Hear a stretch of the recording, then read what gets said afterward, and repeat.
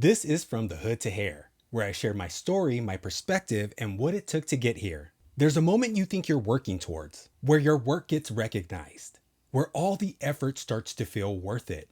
And I remember when that started to happen for me. But what surprised me the most is I didn't feel the way I thought I would. Because up until that point, I had been focused on getting better, learning, growing, and staying consistent. So when people started noticing my work and opportunities started to come in and I was starting to get recognition, I thought to myself, this is it. Like I had finally arrived somewhere. When you enter the hair world, someone's always paying attention to you. And as you grow and become the stylist you want to be, there are always eyes watching you. Whether it's the salon owner, your mentor, a junior stylist looking up to you, or the industry itself. For me, I always wanted to perfect the craft as best as I could. I took as many classes as I possibly could get myself into, and I practiced on my off hours as much as I possibly could. My work being recognized started from day one.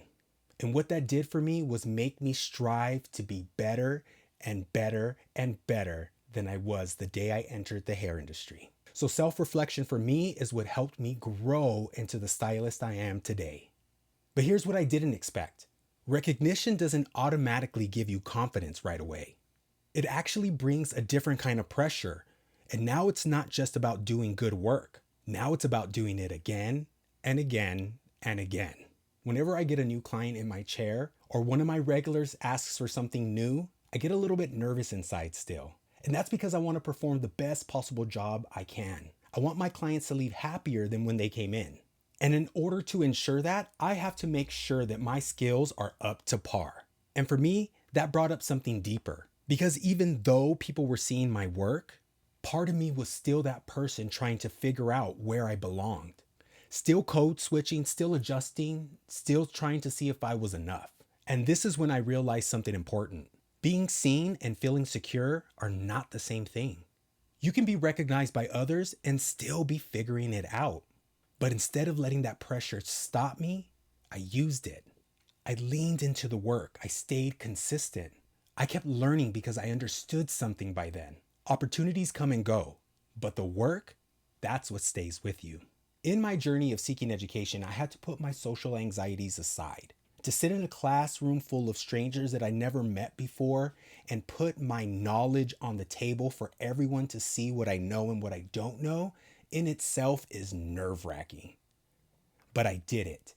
I did it because I love and care enough about what it is that I'm putting back into myself to grow myself into an artist to be that vulnerable. That takes courage, and that's where growth comes from. And so my nerves, I did not let get the best of me. I sat at the front of the class and I asked as many questions that popped into my head as possible. Of course, they had everything to do with what was going on, but I needed to know the answers right then and there. I didn't allow my fear of rejection, I didn't allow my fear of what other people were going to think about me stop me from learning and growing myself into the artist that I am today. And over time, something started to change. Not because of recognition, but because I kept showing up.